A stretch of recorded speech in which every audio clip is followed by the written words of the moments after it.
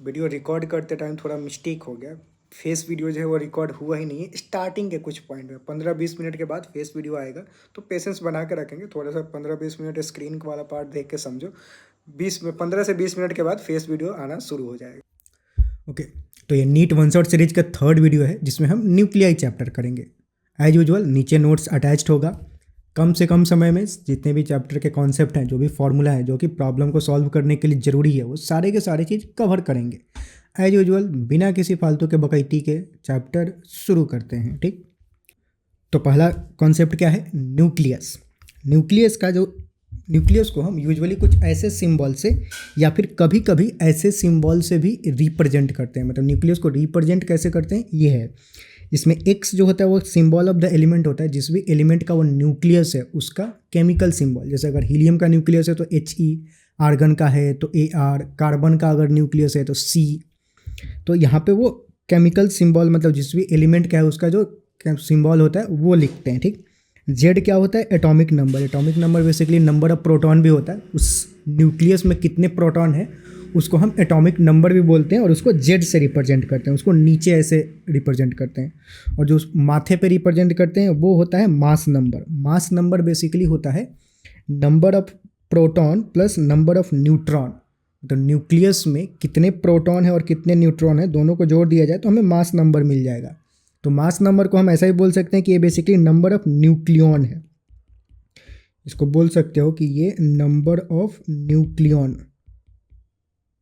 भी है। ठीक, हैंड राइटिंग थोड़ा सा उल्टा पुल्टा हो सकता है आज, क्योंकि मैं दूसरे टाइप पे लिख रहा हूँ ये बेसिकली आज। ठीक, तो ये हो गया नंबर ऑफ न्यूट्रॉन। मतलब जो ए होता है ये मास नंबर। मास नंबर को बेसिकली नंबर ऑफ न्यूक्लियॉन्स भी बोलते हैं। मतलब न्यूक्लियस के अंदर कितने न्यूक्लियॉन्स हैं। न्यूक्लियॉन्स क्या होता है? प्रोटॉन नहीं तो न्यूट्रॉन। उनके जो टोटल नंबर होते हैं उसी को मास नंबर बोलते हैं। ठीक, तो मास नंबर किसके बराबर? प्रोटॉन प्लस न्यूट्रॉन, जहाँ पे एन क्या न्यूट्रॉन और जेड जो होता है नंबर ऑफ प्रोटॉन के बराबर होता है। ठीक, अगला देखते हैं size of nucleus. Size of मतलब बेसिकली रेडियस ऑफ न्यूक्लियस क्या होता है। तो रेडियस ऑफ न्यूक्लियस का एक सीधा साधा फॉर्मूला होता है, R is equal to R0 into A⁻⁴ जहाँ पे जो कैपिटल R होता है वो रेडियस ऑफ न्यूक्लियस, जिस भी न्यूक्लियस का हम साइज मेजर कर रहे हैं। R0 एक तरह से कांस्टेंट होता है जिसकी वैल्यू होती है 1.2 इंटू 10⁻⁻15 मीटर। और A⁻⁴ ये होता है मास नंबर। मास नंबर या फिर नंबर ऑफ न्यूक्लियॉन्स, उसके अंदर कितने न्यूक्लियॉन्स है। जैसे हीलियम के अंदर कितने न्यूक्लियॉन्स होंगे? 2 प्रोटॉन प्लस 2 न्यूट्रॉन। तो हीलियम का जो ए होगा वो कितना हो जाएगा? 2 + 2 यानी कि 4 हो जाएगा। ठीक, तो ऐसे रेडियस ऑफ न्यूक्लियस कैलकुलेट किया जाता है। ये फॉर्मूला डायरेक्ट याद रखेंगे या R0 की वैल्यू याद रखेंगे। अच्छा, एक चीज़ आता है न्यूक्लियर डेंसिटी। जरा इसको कैलकुलेट कर लेते हैं। ये थोड़ा काफ़ी इंटरेस्टिंग सा चीज़ होता है। बाहर कुत्ते भौंक रहे हैं, उस पर ध्यान नहीं देंगे। यहाँ पे जो इंसान भौंक रहा है उस पर ध्यान देंगे। ठीक, तो अगर डेंसिटी कैलकुलेट करना है, डेंसिटी का फॉर्मूला क्या होता है? Mass by volume. मतलब यहाँ पे लिखा नहीं हो, basically mass by volume density का फॉर्मूला होता है। तो हमें न्यूक्लियस का डेंसिटी कैलकुलेट करना है तो न्यूक्लियस का मास पहले कैलकुलेट करना होगा। न्यूक्लियस का मास क्या हो जाएगा? उसमें जितने भी नंबर ऑफ न्यूक्लियॉन्स हैं जो कि ए के बराबर होता है, उसको अगर मास ऑफ 1 न्यूक्लियॉन से मल्टीप्लाई कर दिया जाए तो टोटल मास ऑफ न्यूक्लियस मिल जाएगा हमें। ठीक, जहाँ पे जो एवरेज मास ऑफ न्यूक्लियॉन्स होता है, मतलब न्यूक्लियॉन्स में क्या? प्रोटॉन और न्यूट्रॉन। प्रोटॉन और न्यूट्रॉन का वैसे मास तो स्लाइटली डिफरेंट होता है। मतलब प्रोटॉन का थोड़ा कम होता है, न्यूट्रॉन का मास थोड़ा सा ज़्यादा होता है। पर एवरेज अगर लिया जाए, एवरेज वैल्यू, तो मास ऑफ न्यूक्लियॉन्स को तुम यूजुअली ऐसे 1.67 इंटू 10⁻⁻27 kg लिख सकते हो कि मतलब एवरेज मास ऑफ न्यूक्लियॉन्स। अब जितने भी न्यूक्लियॉन्स है उससे मल्टीप्लाई कर दो तो total mass of the nucleus हमें मिल जाएगा। अच्छा, वॉल्यूम ऑफ न्यूक्लियस कैलकुलेट करना है तो वॉल्यूम का फॉर्मूला क्या? Volume of spare basically 4/3 πr³, जहाँ पे r क्या? Radius of nucleus. हम r के वैल्यू, r का फॉर्मूला पीछे देखा। r क्या होता है? R equal to R0 A⁻⁴ अब इसको क्यूब करोगे तो ये बन जाएगा R0 क्यूब, और A⁻⁴ है उसको क्यूब करोगे तो 3 कैंसिल हो जाएगा, जस्ट a बचेगा यहाँ पे, तो ये a हो जाएगा। ठीक, तो जो वॉल्यूम ऑफ न्यूक्लियस होगा वो इसके बराबर हो जाएगा सिंपली।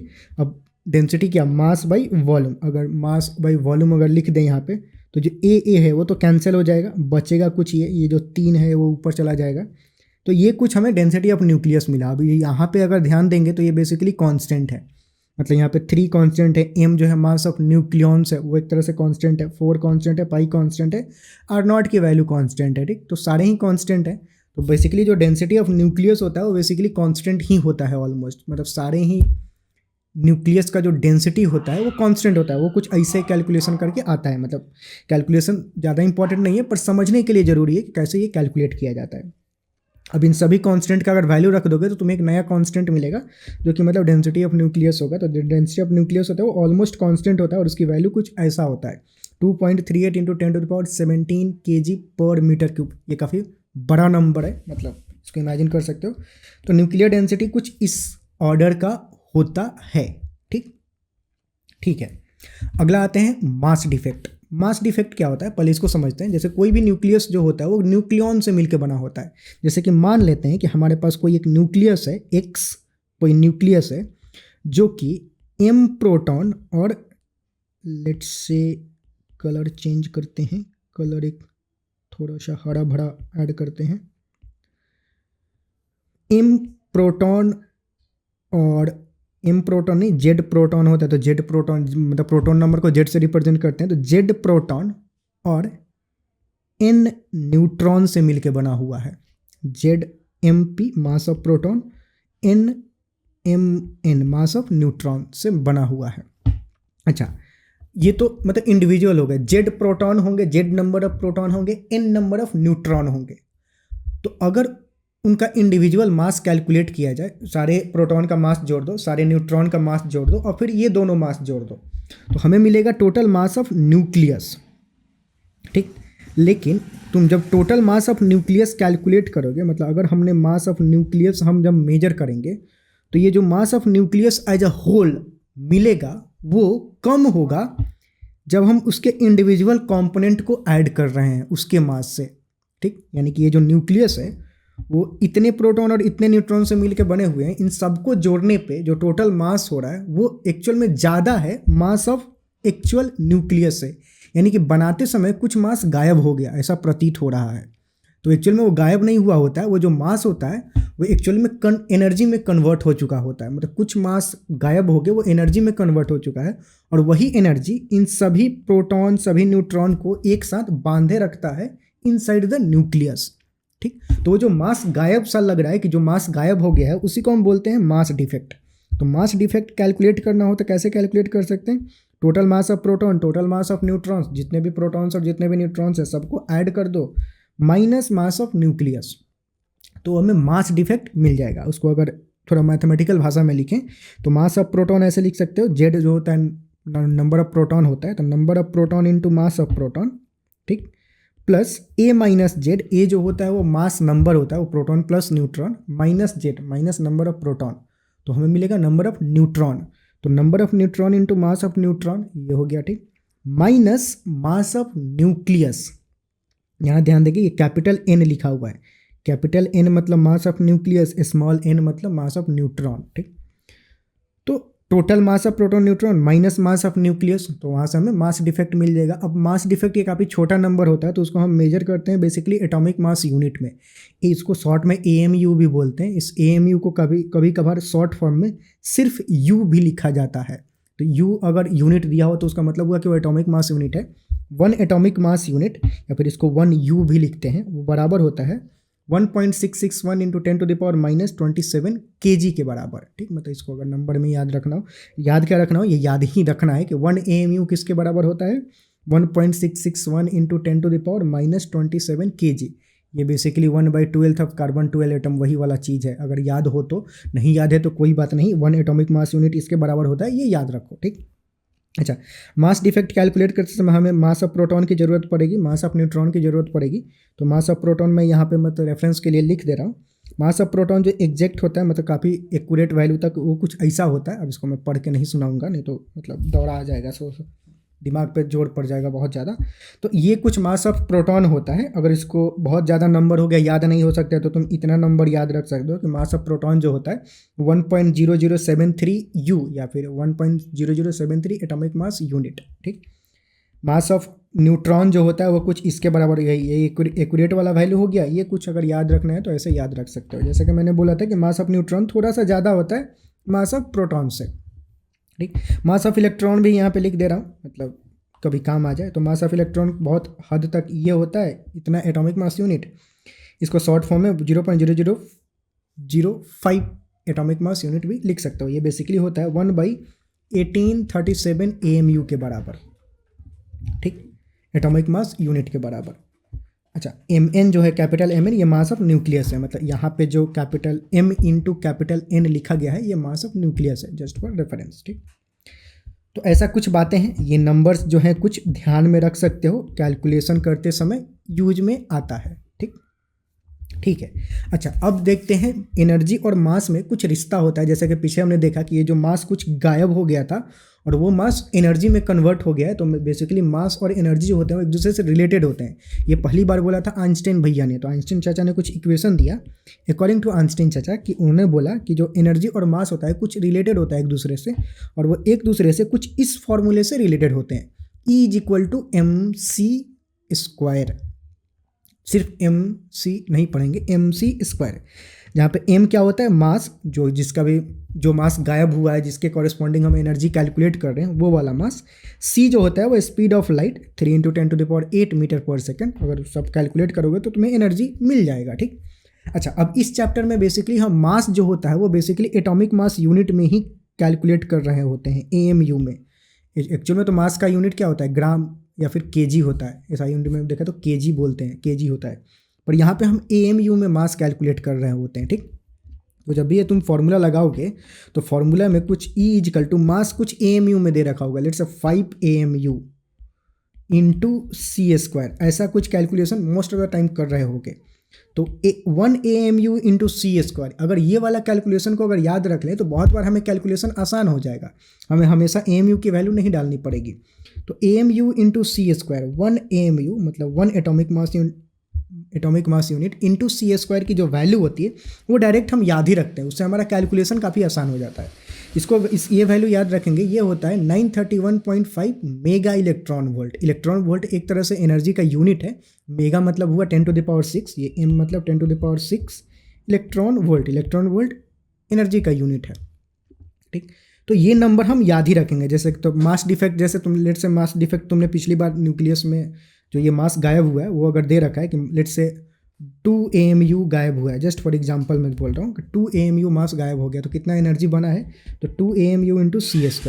अब 1 AMU × c² की वैल्यू क्या होती है, 931.5, और इंटू ये 2 कर दोगे तो जो तुम्हें पूरा होगा वो मेगा इलेक्ट्रॉन वोल्ट, उतना एनर्जी बना हुआ है। वो जो मास गायब हुआ है उससे इतना एनर्जी बना हुआ है, ऐसा तुम कैलकुलेट कर सकते हो, ठीक। अच्छा, कभी कभार बहुत बार क्वेश्चन में इलेक्ट्रॉन का जो मास होता है वो अगर उसको पूरा गायब कर दें तो उसमें कितना एनर्जी बनेगा वो कैलकुलेट करने को मिल जाता है। तो बस सिंप्लिसिटी के लिए मतलब इसको याद रख सकते हैं, ध्यान में रख सकते हो ऐसा कि mass of electron into c²। अब मास ऑफ इलेक्ट्रॉन जो होता है वो 1/1837 एटॉमिक मास यूनिट के बराबर होता है इंटू c²। अब वहीं पे ये AMU की वैल्यू 931, इसकी वैल्यू 931.5 अगर यहाँ पे डाल दें और सारा कैलकुलेट करें तो वो आएगा 0.5 मेगा इलेक्ट्रॉन वोल्ट। तुम बस ऐसा ध्यान में रख सकते हो कि अगर एक इलेक्ट्रॉन गायब हो जाए तो उसके कॉरेस्पॉन्डिंग जो एनर्जी बनता है वो 0.5 मेगा इलेक्ट्रॉन वोल्ट के बराबर होता है। मतलब ऐसा ध्यान में रख सकते हैं। अगर ये ध्यान में नहीं भी रहा कोई बात नहीं, कैलकुलेट कर लोगे, पर ये चीज़ें याद रखो, इससे ये काफ़ी काम की चीज़ है, इससे कैलकुलेशन बहुत आसान हो जाता है, ठीक। ठीक है, आगे बढ़ते हैं। आगे होता है बाइंडिंग एनर्जी। अब बाइंडिंग एनर्जी क्या होता है, तो जो भी न्यूक्लियस होता है, न्यूक्लियस के अंदर जो न्यूक्लियॉन्स होते हैं वो एक दूसरे से बंधे होते हैं, प्रोटॉन और न्यूट्रॉन दोनों सब एक दूसरे को खींच रहे होते हैं। तो जिस भी एनर्जी से वो खींच रहे होते हैं, जो भी एनर्जी मतलब उनमें होता है, उस एनर्जी को हम बाइंडिंग एनर्जी बोलते हैं। इसको ऐसे भी डिफाइन किया जाता है कि अगर सारे न्यूक्लियॉन्स दूर दूर हैं और सबको मतलब बहुत सारे न्यूक्लियॉन्स हैं इनफाइनाइट डिस्टेंस पे, सबको पास में ला के जब न्यूक्लियस अगर बनाया जाए तो जो भी एनर्जी रिलीज होगा उसको बाइंडिंग एनर्जी बोलते हैं। ये कितना एनर्जी रिलीज होगा, वही मास डिफेक्ट वाला केस कि जितना मास गायब हुआ है उसके कॉरेस्पॉन्डिंग ही एनर्जी बनेगा, ठीक। तो अगर हमें बाइंडिंग एनर्जी कैलकुलेट करना है किसी न्यूक्लियस का कितना होगा, तो पहले तो हमें कैलकुलेट करना होगा मास डिफेक्ट कितना है, कितना मास गायब हुआ है, उसी मास के कॉरेस्पॉन्डिंग एनर्जी बनेगा। तो जो बाइंडिंग एनर्जी होता है वो मास डिफेक्ट इंटू c² के बराबर होता है, ठीक। ये फॉर्मूला ध्यान में रखेंगे। अब मास डिफेक्ट हमने जैसा कि देखा, मास डिफेक्ट यूजुअली हम AMU में कन्वर्ट कैलकुलेट कर रहे होते हैं। तो इसको मतलब मास डिफेक्ट यहाँ पे तुम समथिंग AMU लिखोगे और AMU इंटू C² जो होता है वो 931.5 के बराबर होता है, मेगा इलेक्ट्रॉन वोल्ट एनर्जी का यूनिट हो जाएगा। तो बेसिकली ये वाला जो फॉर्मूला है वो इस फॉर्मूले में कन्वर्ट हो जाएगा जब एटॉमिक मास मतलब जब mass defect atomic mass unit में दे रखा हो, जो कि यूजुअली हम इसी यूनिट में कैलकुलेट करते हैं। ठीक, अच्छा, एक और बातें हम डिफाइन करते हैं, बाइंडिंग एनर्जी पर न्यूक्लियॉन्स। ये तो हुआ बाइंडिंग एनर्जी कि मतलब टोटल न्यूक्लियॉन्स के पास जो भी एनर्जी है वो टोटल एनर्जी को बाइंडिंग एनर्जी बोलते हैं। ठीक, अब एक न्यूक्लियॉन के पास कितना एनर्जी है, तो binding energy divided by total number of nucleons, कितने न्यूक्लियॉन्स हैं न्यूक्लियस के अंदर। न्यूक्लियॉन्स मतलब प्रोटॉन प्लस न्यूट्रॉन, जो कि मास नंबर के बराबर होता है। तो बाइंडिंग एनर्जी को अगर हम मास नंबर से मास नंबर से डिवाइड कर दें तो हमें मिलेगा बाइंडिंग एनर्जी पर न्यूक्लियॉन्स। ठीक, जहाँ पे ये ए क्या है, मास नंबर। अब बाइंडिंग एनर्जी पर न्यूक्लियॉन्स जो होता है वो इंडिकेट करता है कि न्यूक्लियस कितना स्टेबल है। अगर बाइंडिंग एनर्जी पर न्यूक्लियॉन्स ज़्यादा होगा, मतलब हर न्यूक्लियस के पास ज़्यादा एनर्जी है, तो वो ज़्यादा स्टेबल, मतलब वो टाइटली पैक्ड है एक दूसरे से, तो वो ज़्यादा स्टेबल होगा मतलब वहाँ पे। ठीक, तो वो न्यूक्लियस ज़्यादा स्टेबल होगा, ऐसा मतलब। ठीक, अच्छा, तो एक ग्राफ प्लॉट करते हैं मतलब बाइंडिंग एनर्जी पर न्यूक्लियॉन्स को समझने के लिए कि अगर सारे मतलब जो भी एलिमेंट होते हैं उन सभी का अगर बाइंडिंग एनर्जी पर न्यूक्लियॉन्स देखा जाए तो कुछ ग्राफ जो होता है वो कुछ ऐसा मिलता है हमें, मतलब ऐसा कुछ ग्राफ है। इस ग्राफ को मैं थोड़ा जूम करूँ तो ऐसा कुछ यहाँ पे एक ग्राफ है। ये ग्राफ किसके किसके बीच में, ये है बाइंडिंग एनर्जी पर न्यूक्लियॉन्स और एक्स एक्सिस पे है मास नंबर ए। ठीक, तो डिफरेंट मास नंबर के कॉरेस्पॉन्डिंग अगर बाइंडिंग एनर्जी पर न्यूक्लियॉन्स देखा जाए तो वो ग्राफ कुछ ऐसा आता है। अच्छा, अब कुछ बातें जरा ध्यान देते हैं कि इस ग्राफ के जरिए मतलब ग्राफ के जरिए क्या क्या हमें चीज़ें सीखने को मिलती है वो ध्यान देते हैं। तो पहले तो हमें ये दिख रहा है कि जो लाइटर न्यूक्लियस है, जैसे कि हाइड्रोजन हो गया, हीलियम हो गया, ये जो लाइटर न्यूक्लियस है उनके बाइंडिंग एनर्जी पर न्यूक्लियॉन्स कम है। ठीक, वही बात यहाँ पे फर्स्ट पॉइंट में लिखा गया है कि जो लाइटर न्यूक्लियस हैं उनके बाइंडिंग एनर्जी पर न्यूक्लियॉन्स कम है, दिख रहे हैं। ठीक, अच्छा, अब आगे बढ़ेंगे तो हमें दिखेगा यहाँ पे कहीं कहीं स्पाइक आया हुआ है। इसको और जरा मैं जूम करूँ तो यहाँ पे देखो एक स्पाइक आया है, यहाँ भी स्पाइक है, यहाँ भी स्पाइक है। ये स्पाइक क्या रिप्रेजेंट करता है, मतलब यहाँ पे बाइंडिंग एनर्जी पर न्यूक्लियॉन्स सडनली बढ़ जा रहा है, ज़्यादा हो जा रहा है। ठीक, सडनली बाइंडिंग एनर्जी पर न्यूक्लियॉन्स ज़्यादा हो गया, मतलब सारे न्यूक्लियस जो होते हैं, न्यूक्लियॉन्स जो हैं वो काफ़ी टाइटली पैक्ड फील्ड हैं, मतलब उनके पास बहुत ज़्यादा एनर्जी है, मतलब बहुत टाइटली पैक्ड एक दूसरे से बंधे हुए हैं न्यूक्लियस के अंदर, तो मतलब वो ज़्यादा स्टेबल हैं। ठीक, रिकॉर्डिंग चालू हुआ,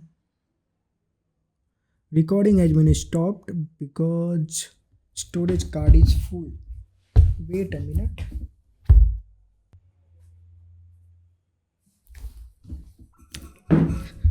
ओके, वी आर बैक।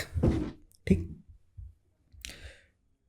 तो मतलब ये जो स्पाइक आया है उसका मतलब क्या हुआ कि जो मतलब ये न्यूक्लियस है उसके अंदर जो न्यूक्लियॉन्स है वो काफ़ी टाइटली पैक्ड है, मतलब वो ज़्यादा स्टेबल है। ठीक, तो मतलब स्टेबिलिटी यहाँ पे सडनली बढ़ जा रहा है, वही इसी बात को मतलब इस सेकंड पॉइंट में यहाँ पे लिखा गया है अंग्रेजी में। ठीक, और क्या बात अगर देखा जाए तो अगर हम इस मिड रेंज को देखें, यहाँ पे जो बाइंडिंग एनर्जी पर न्यूक्लियॉन्स जहाँ पे मैक्सिमा है, तो ये जो मैक्सिमा है काफ़ी ब्रॉडर है, मतलब काफ़ी इतने मतलब लगभग बोल सकते हो कि 20 से लेकर के 120 जो मास नंबर है उनके बीच में जो बाइंडिंग एनर्जी पर न्यूक्लियॉन्स है वो ज़्यादा है। और इनमें भी सबसे ज़्यादा अगर देखा जाए तो यहाँ पे है आयरन के पास Fe56, बेसिकली Fe56 होता है। यहाँ पे फोटो बनाने में कुछ तो गड़बड़ी हुई है, Fe56।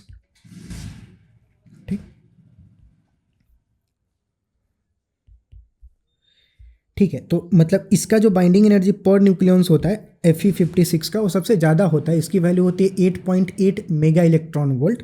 और ये जो ब्रॉडर रेंज है यहाँ पे ऑन एन एवरेज जो बाइंडिंग एनर्जी पर न्यूक्लियॉन्स होता है वो 8.5 मेगा इलेक्ट्रॉन वोल्ट के बराबर होता है। ये कुछ इन्फॉर्मेशन यहाँ पे लिखा गया है। लास्ट पॉइंट जो लिखा गया है।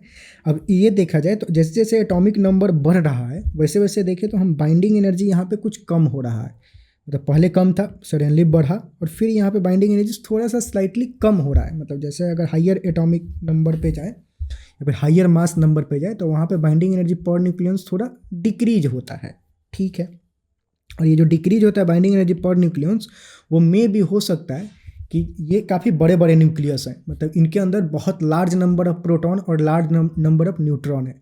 लार्ज नंबर ऑफ प्रोटॉन होने की वजह से कूलम्बिक रिपल्सन उनके बीच में बढ़ जाएगा। कूलम्बिक रिपल्सन बढ़ जाएगा तो न्यूक्लियस थोड़ा सा कम स्टेबल रहेगा, क्योंकि रिपल्सन जो होता है वो एक दूसरे को बाहर फेंकने की कोशिश करता है। न्यूक्लियस स्टेबल तब होगा जब सारे न्यूक्लियस मतलब टाइटली पैक्ड हो अंदर। तो कूलम्बिक रिपल्सन की वजह से हो सकता है कि लार्जर न्यूक्लियस में थोड़ा सा उनका मतलब रिपल्सन होने की वजह से बाइंडिंग एनर्जी पर न्यूक्लियस थोड़ा कम हो जाता है, डिक्रीज हो जाता है ऐसा, ठीक। ठीक है, तो ये कुछ बातें हुई बाइंडिंग एनर्जी कर्व के बारे में। ये थ्योरेटिकल क्वेश्चन पूछा जा सकता है, तो कॉन्सेप्ट वाइज हमें चारों तरफ से क्लियर रहना है, ठीक। ठीक है, अब दो प्रोसेस होते हैं, न्यूक्लियर फिजन और न्यूक्लियर फ्यूजन। इसको समझते हैं इसी ग्राफ की मदद से। पहले देखते हैं न्यूक्लियर फिजन। न्यूक्लियर फिजन क्या होता है?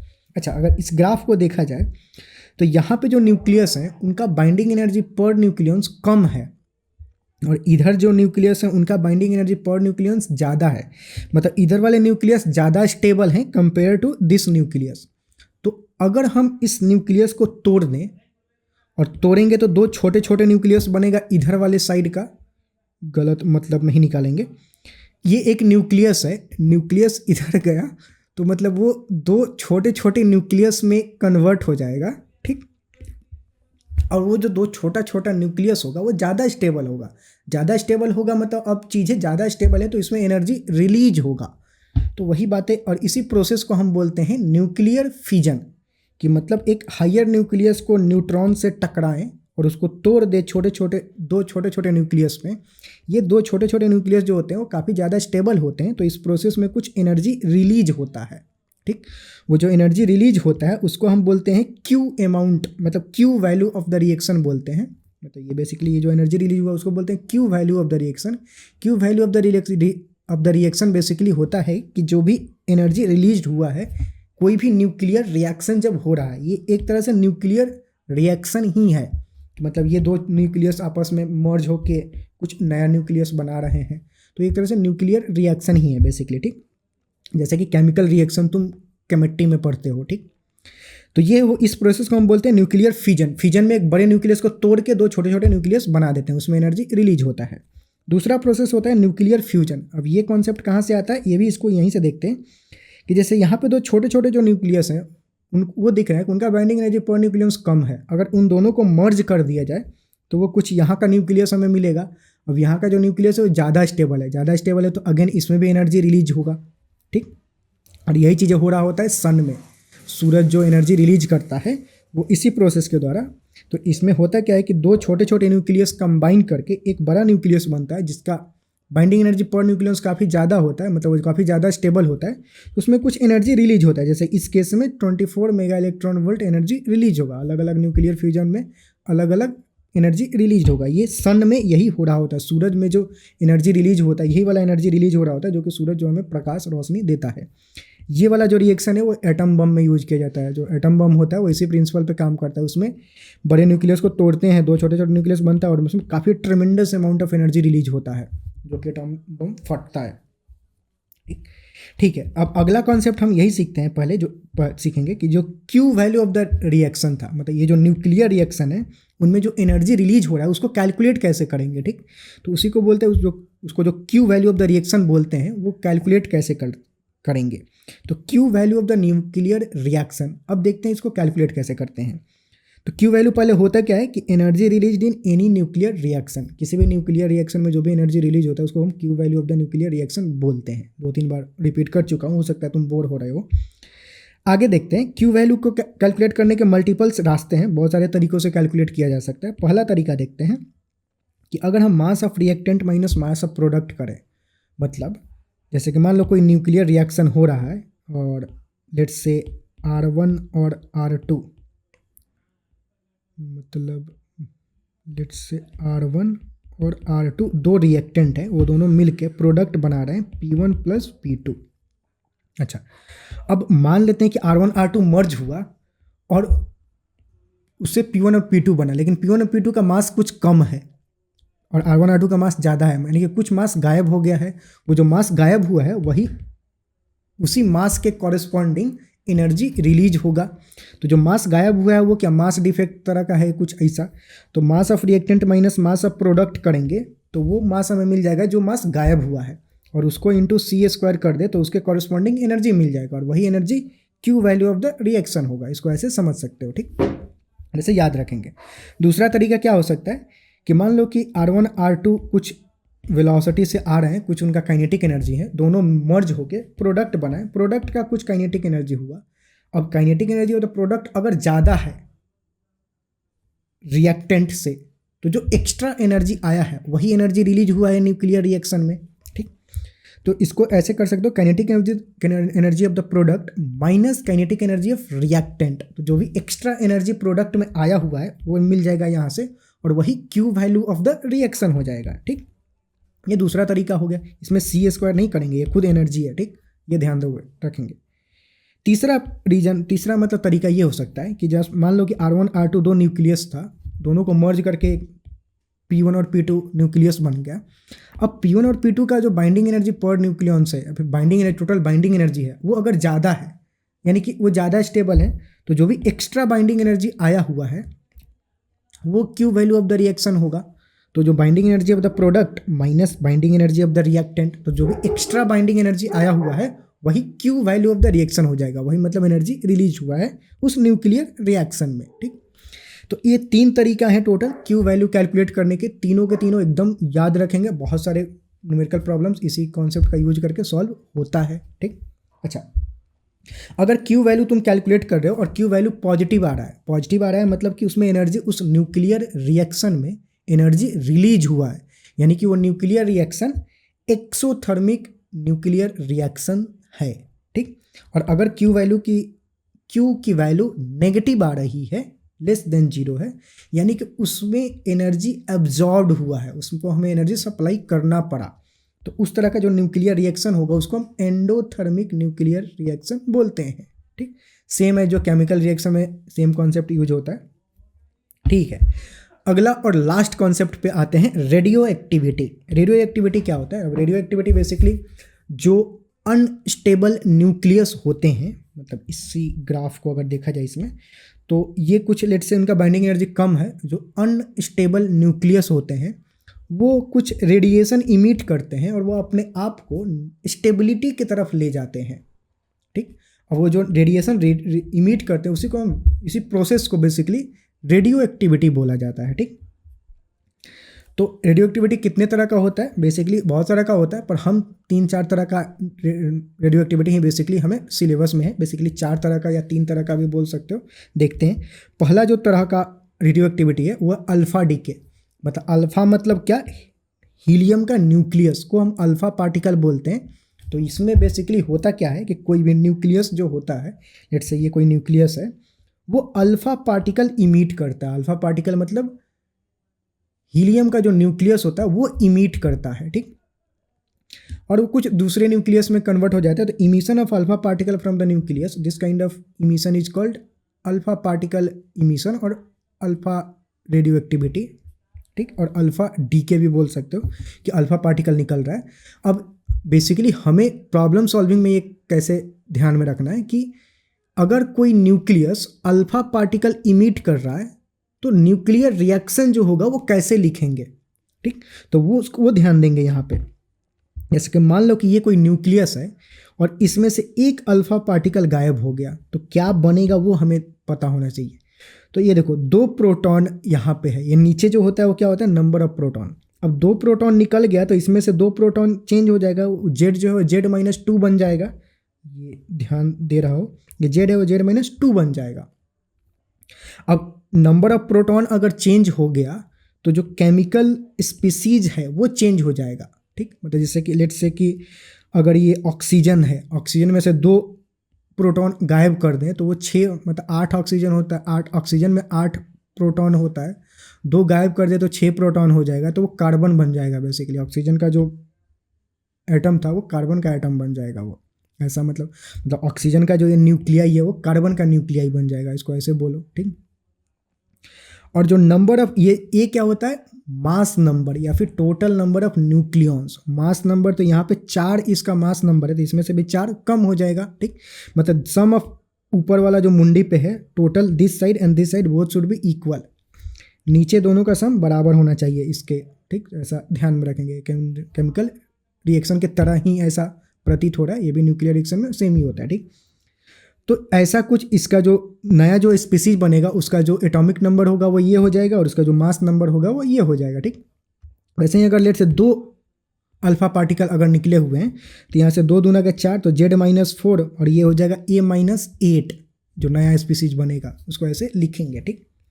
तो ये पहले तरह का डीके हुआ अल्फा डीके। जो दूसरा डीके होता है उसको हम बोलते हैं बीटा डीके या फिर बीटा माइनस डीके भी कभी कभी बोलते हैं। अब बीटा डीके बेसिकली 2 तरह का होता है, बीटा माइनस डीके और बीटा प्लस डीके, ठीक। मतलब बीटा डीके का ही 2 फॉर्म है, तो या तो तुम बीटा माइनस डीके और एक बीटा प्लस डीके। तो पहले बीटा माइनस डीके बोलते हैं। अगर सिर्फ बीटा डीके बोल रहा है तो तुम बीटा माइनस डीके ही मान के चलोगे। अगर बीटा प्लस डीके बोल रहे हैं फिर बीटा प्लस डीके।